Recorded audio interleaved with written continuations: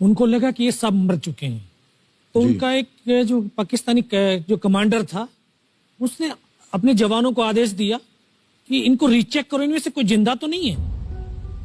तो उनके पाकिस्तान के 2 सैनिक आए, आकर के हमारे जवानों के शरीर के अंदर गोलियां दागने लगे। तो मैं बेहोश था, लेकिन इतना बेहोश नहीं था कि उनको सुन ना सकूं या देख ना सकूं। तो जब मेरे सामने वाले साथी को जो सीने में आकर 4-4, 5-5 जो राउंड के ब्रस्ट मारे, डेड बॉडी ऐसे उछलती थी ऊपर की तरफ, सामने वाले को मारा, बगल वाले को मारा, मैं भी इस तरह से ऐसे पड़ा हुआ था। उसने फर्स्ट में यहां पर ब्रस्ट मारा, फिर मेरे पैर में 2 जगह पे मारा। उसको मैं देख रहा हूं कि धुआं निकल रहा है, लेकिन उस गोली की पीड़ा को चुपचाप पड़ा सहता रहा और उनको यकीन हो गया कि इनमें से कोई जिंदा नहीं। फिर बहुत गालियां दी, बूट की ठोकरें मारी। फिर काफी देर के बाद में उनका जो कमांडर था उसने बोला कि इनके वेपन उठा लो, और नीचे जो हिंदुस्तान का पोस्ट है उसके ऊपर दूसरे जो उनके साथी थे उनको सूचना दिया, उसके ऊपर हमला कर दो।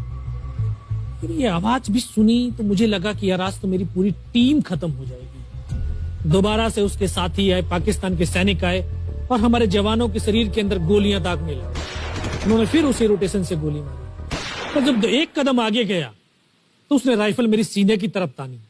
तब मुझे लगा यार अब नहीं बचूंगा, लेकिन कहते हैं कि जाको राखे साइयां मार सके ना कोई। जब उसने गोली चलाई तो यहाँ पर पर्स में 5-5 रुपए के कुछ सिक्के भी थे। जब गोली जाकर के सिक्कों पे टकराई तो मुझे भी आभास हुआ कि तो मर गया हूं। पाकिस्तान का दूसरा सैनिक आया, उसने आकर के मेरा AK-47 उठाया और वापस मुड़ा तो उसका पैर मेरे पैर से टकराया हो। तब मुझे लगा कि यार मैं तो जिंदा हूं। तब मेरे पास एक हैंड ग्रेनेड था, मैंने उसको पिन निकाली और उसके ऊपर ऐसे फेंका तो कोट के अंदर हुड लगे हुए, हुड के अंदर वो गिरा जी। उसने तुरंत पीछे की तरफ मुड़कर देखा, पीछे तो कोई मूवमेंट था नहीं। तो जब तक वो ग्रेनेड को निकाल पाता, ग्रेनेड फट गया। यहां से उसका पूरा सर उड़ा और वो हमारे ऊपर आकर के गिरा। जो पाकिस्तान के दूसरे सैनिक थे उनमें खलबली मची कि इनमें से कोई जिंदा है। कुछ बोले जिंदा नहीं, नीचे से रिइंफोर्समेंट आ गई। तो उनमें खलबली मची। मेरा पास वही एक मौका था, मैंने दोनों हाथों से उसकी राइफल को उठाने की कोशिश करी, ये हाथ हिला नहीं। एक हाथ से राइफल उठाई, वहां से ब्रस्ट फायरिंग किया, 4-5 पाकिस्तानी सैनिकों को मौत की नींद सुला दी। फिर बाएं हाथ से पलटा खाया, दूसरे पत्थर से 3-4 जगह से फायरिंग किया। तो जो उनका मोमेंटम था, जो हौसले थे, परस्त हो चुके थे, वो भाग खड़े। 2-3 मीटर गया, जाके देखता हूँ सामने उनके लंगर चल रहे हैं, उनका लिविंग टेंट बना हुआ, उनके जो हैवी वेपन का डिप्लॉयमेंट था वो सब कुछ वहां पे लगा हुआ। उस समय जहन के अंदर एक ही पागलपन था, अपने साथियों को बचाना। फिर मैं वापस धीरे धीरे रेंगता हुआ अपने साथियों तक आया। फिर मुझे लगा कि इनमें से हो सकता है मेरी तरह कोई साथी होगा, जिंदा होगा। उनको देखा, किसी का सर फटा हुआ था, किसी के फेफड़े निकले हुए थे। बहुत देर बैठकर रोया भी, फिर अपने आप को संभाला। चारों तरफ बर्फ ही बर्फ, पहाड़ी पहाड़। यह भी पता नहीं कि हिंदुस्तान किधर है, पाकिस्तान किधर है। 2.5 साल की सर्विस, 19 साल की उम्र, न उम्र का तजुर्बा न सर्विस का अनुभव। जाऊं तो जाऊं कहां।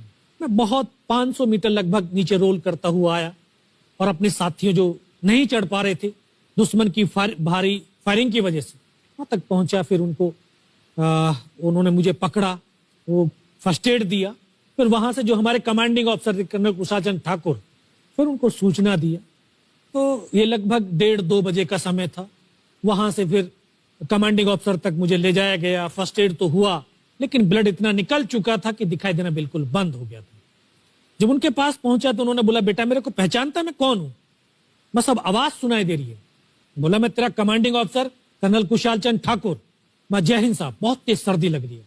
तो उनका जो लिविंग टेंट था उसमें के अंदर लेटाया, 3-4 स्टॉप जलवाए, थोड़ी सी गर्मी महसूस हुई। मैं, साहब थोड़ा सा पानी पिला दो। बोला, ठीक है पानी पिलाते हैं। तभी डॉक्टर साहब आए गए, उन्होंने ग्लूकोज की बोतल पिलाई, थोड़ी सी एनर्जी महसूस हुई। उन्होंने बोला, बेटा कुछ बता सकता हूं? मैं कहा, सब बता सकता हूं। तो उनको बताया कि सर ऊपर ये घटनाक्रम हुआ है और ये वहां की इंफॉर्मेशन है। तो लास्ट में उन्होंने बोला कि बेटा जवान की रिक्वायरमेंट क्या है? मैं कहा, साहब जवान की रिक्वायरमेंट अम्निशन और फील्ड पट्टी की है। बोला, खाने के लिए नहीं चाहिए? सर भूख नहीं लगती।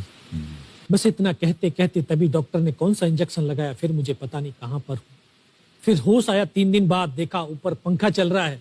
पता चला कि 92 बेस हॉस्पिटल श्रीनगर, और वहीं से मुझे बेस हॉस्पिटल दिल्ली रेफर कर दिया और 16 महीने तक उस हॉस्पिटल में मैं रहा। 16 महीने तक आपका इलाज चलता रहा? जी। और वहीं पर हॉस्पिटल में ही मुझे पता चला कि 15 अगस्त 1999 को जब ये परमवीर चक्र का जो अनाउंसमेंट हुआ, तो वो वहां पर ही मुझे पता चला। सर